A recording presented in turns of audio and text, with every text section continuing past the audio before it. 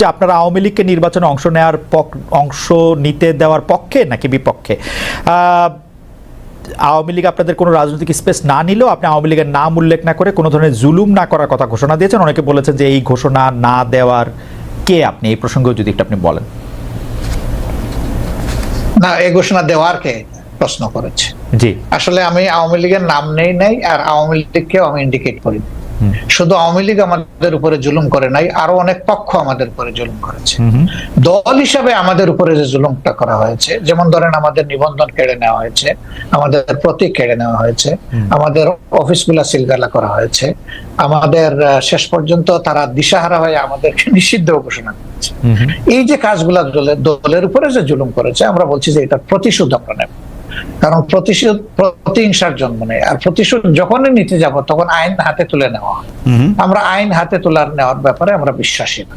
কিন্তু সাথে সাথে এই কথাটা আমরা বলেছি যে ভিকটিম এবং ভিকটিম ফ্যামিলি যদি আইনের আশ্রয় নেয়, এটা তাদের রাইট ন্যায় বিচার পাওয়া, তাহলে আমরা তাদেরকে সর্বাত্মক সহযোগিতা করবো। আমরা স্ট্যান্ড থেকে সরিনি, আমাদের স্ট্যান্ড আছে। এখানে আওয়ামী লীগের নামও নেওয়া হয়নি, আওয়ামী লীগকে ইন্ডিকেটও করা হয়নি। এটা ছিল একটা সামগ্রিক বক্তব্য। আমার এই বক্তব্যটাকে টুইস্ট করা হয়েছে যে জামাতের আমির আওয়ামী লীগকে ক্ষমা করে দিয়েছেন এবং সাধারণ ক্ষমা ঘোষণা করেছেন। প্রথমটা তো নাই, দ্বিতীয়টা করার আমি কে? একটা রাষ্ট্রের সাধারণ ঘোষণা করার একমাত্র ব্যক্তি হচ্ছেন রাষ্ট্রপ্রধান, যিনি অর্থাৎ প্রেসিডেন্ট। তিনি ছাড়া প্রধানমন্ত্রী এটা পারে না, আর কেউই পারে না। আমি কে এটা করার? আমার তো কোনো অধিকার নাই। বরঞ্চ আমরা বারবার বলে আসছি যে যাদের উপরে জুলুম হয়েছে, যারা ক্ষতিগ্রস্ত হয়েছে, নিহত আহত গুম হয়েছে, তার সম্পদ হারা হয়েছে, চাকরি হারা হয়েছে, তারা অবশ্যই মামলা করবে এবং তাদেরকে আমরা সঙ্গত সহযোগিতা। একটি প্রশ্ন, কারণ হচ্ছে যে পত্রপত্রিকায় যেটি ছাপা হলো আওয়ামী লীগকে ক্ষমা করে দেওয়ার ঘোষণা জামায়াতের আমিরের, অনেকেই বলেছেন যে আপনি হয়তো খোলা মনে সাদা মনে সেই ক্ষমাটি ঘোষণা করতেই চেয়েছেন, কিন্তু পরে যখন আপনার দলের লোকেরা বা আপনি ফিরে গিয়ে চাপের মুখে সেটি আবার একটু বক্তব্য অন্যরকম করছেন। বিষয়টি কি ঠিক? মোটেই না, আমি মোটেই না। আমার বক্তব্য টুইস্ট করা হয়েছিল, সেটাকে আমি ক্লিয়ার করেছি। কোনো চাপও ছিল না আমার উপরে এবং আমি এখানে কোনো হীনমন্যতায় ভুগিনি। আমি যা ভালো মনে করেছি, খোলা মনে সেটি বলেছি। আচ্ছা, আরেকটি প্রশ্ন আসতে চাই, সেটা হচ্ছে বৈষম্য বিরোধী যে ছাত্র আন্দোলনের যে রাজনৈতিক প্ল্যাটফর্ম, সেটি নিয়ে আমি সরি একটু আপনাকে ইন্টারাপ্ট করব। জি, আপনি বলেছিলেন যে আওয়ামী লীগ নির্বাচনে আসুক, তারা রাজনীতি করুক, এটা আমি চাই। জি, আগে আওয়ামী লীগকে ডিসিশন নিতে হবে তারা আসলেই রাজনীতি করবে কিনা, তারা আসলেই রাজনীতি চায় কিনা। কারণ তারা যখনই ক্ষমতায় গিয়েছে তখন তো তারা রাজনীতির বাইরে চলে গেছে। প্রথম পিরিয়ডে শেখ মুজিব সাহেব জীবিত থাকা অবস্থায় তো তিনি বহুদলীয় গণতন্ত্রকে একদম শেষ করে দিয়ে একদলীয় বাকশাল কায়েম করেছেন। আওয়ামী লীগ যখনই ক্ষমতায় এসেছে সেই জিনিসটাই এস্টাবলিশ করার চেষ্টা করেছে। এবারও তারা কিন্তু সে পথেই হাঁটছিল এবং তাদের নেতারা বলতেন যে আমরা বাকশালের চেতনা অন্তরে ধারণ করি। সাংঘাতিক কথা। বাকশালের চেতনা যদি ধারণ করেন তো আওয়ামী লীগের নামে রাজনীতি করেন কেন? তাহলে তো তাদের সাহস করে বাকশালের নামেই রাজনীতি করতেন, দেখতেন যে জনগণ তাদেরকে কিভাবে রিসিভ করে। সেটা তো তারা করেননি। এই জন্য আওয়ামী লীগ আদৌ রাজনীতি করবে নাকি ফ্যাসিজম করবে, আগে আওয়ামী লীগ ডিসিশন নেন। আচ্ছা, এই প্রসঙ্গে আমি একটু জানতে চাই, 96 সালে যখন বিএনপির বিরুদ্ধে আপনারা তত্ত্বাবধায়ক সরকার কায়েম করার জন্য আন্দোলন করছিলেন, তখন কি আওয়ামী লীগের সাথে আপনারা যুথবদ্ধ হয়ে রাজনীতি করেছিলেন? না না, আমরা কোনো জোট গঠন করিনি। তবে মাঝে মধ্যে তাদের সাথে আমাদের যৌথ সভা হয়েছে, কিন্তু কোনো জোট আমরা করিনি। আর সেই ইস্যুটাও দেখেন, সেটা ছিল কেয়ারটেকারের ইস্যু। আগামীতে যদি আরো একটি যৌক্তিক ইস্যু আপনাদের সামনে আসে, আপনারা আওয়ামী লীগকে সাথে নিয়ে এরকম করবেন কিনা? না, আমরা আওয়ামী লীগকে সাথে নেইনি।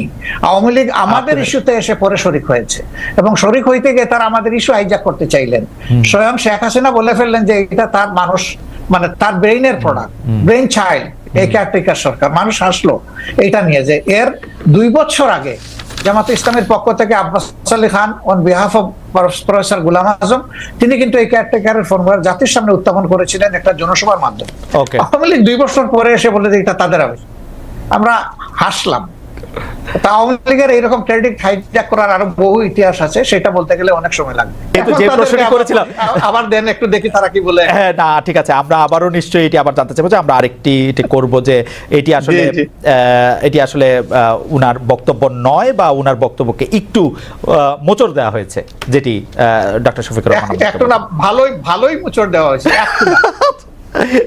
কিন্তু এটি সবাই দলবদ্ধভাবে এই মোচড়টি কেন দিল বা দিতে পারলো বলে আপনার মনে হয় ডক্টর শফিকুর রহমান? আমাদেরকে সবাই খুব ভালোবাসে, তো এই জন্য আমাদের নিয়ে কসলাইতেও ভালোবাসে।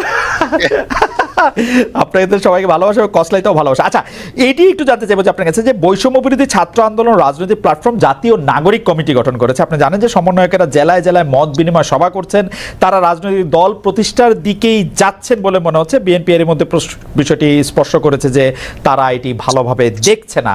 আপনাদের দল কিভাবে দেখছে? আসলে তারা এখনো বলে নাই যে তারা দল গঠন, একবার বলেছিল 2 মাসের মাঝে একটা দল গঠন করবে। পরবর্তী পর্যায়ে তাদের সমন্বয়করা আবার বলেছে যে না, এরকম কোনো সিদ্ধান্ত আমরা নেইনি। আর নাগরিক কমিটি গঠনের ব্যাপারে তারা উদ্দেশ্য বলেছে যে আমরা এটা কোনো দল নয়, কোনো রাজনীতির প্ল্যাটফর্ম নয়, বরঞ্চ সরকারকে বিভিন্ন দিক থেকে আমরা একটা প্রেসার গ্রুপ হিসাবে কাজ করব, যাতে কোনো সরকার ডাইনিভাবে ডিবেট হতে না পারে। তারা যদি এতটুকুতে থাকে তাইলে আমার কোনো মন্তব্য নাই। আপনি যদিও বলেছেন, কিন্তু আপনাকে পেলাম বলে প্রশ্ন করেই রাখি, বাংলাদেশের জাতীয় সঙ্গীত নিয়ে আপনার অবস্থান কি, বা আপনি কি মনে করেন, কি মনে করছেন থাকা উচিত? একেবারেই স্পষ্ট। জি, আপনার এই সময় একটা প্রশ্ন এসেছে বলে নিশ্চয়ই আপনি প্রশ্ন করছেন। জি, আমরা সাথে সাথেই কিন্তু আমাদের পক্ষ থেকে এটা ক্লারিফাই করেছি এবং আশা করি আপনি সেটা জানেন। আচ্ছা, আপনি যদি দর্শকদের উদ্দেশ্যে আবার একটু বলে দিতেন, দর্শকদের অনেকেই প্রশ্ন না, আমরা যেটা বলেছি যে একজন সাবেক সেনা অফিসার, ঊর্ধ্বতন সেনা অফিসার, তিনি 8 বছর তিনি আয়নাগরে ছিলেন, মুসলিম ছিলেন। তিনি একটা ভার্চুয়াল প্রেস কনফারেন্সে দুটো কথা বলেছেন, একটা জাতীয় সঙ্গীতের ব্যাপারে আর একটা মুক্তিযুদ্ধে হতাহতের সংখ্যা ব্যাপারে। তো আমরা বলেছি যে এটা তার বক্তব্য, আমাদের প্রতিনিধিত্ব নয়, এবং তিনি কোনো পর্যায়ে জামাতের সাথে সাংগঠনিকভাবে সম্পৃক্ত নন। তবে হ্যাঁ, তিনি আমাদের শ্রদ্ধার পাত্র এই অর্থে যে তিনি একজন মুসলিম মানুষ, এবং তার জুলুমটা করা হয়েছে সম্ভবত তার পিতা জামাত ইসলামের সাবেক আমির অধ্যাপক গোলাম আযম ছিলেন, সেই কারণে। তো এটা তো আমাদের জন্য ব্যথা এবং বেদনার কারণ। এটা আমি না শুধু, এটা গোটা জাতির অনেকেই তার ব্যাপারে সমবেতি বা ইয়ে করে, কিন্তু আমরা এটা পরিষ্কার করেছি যে তার বক্তব্য জামাত ইসলামের বক্তব্য নয়।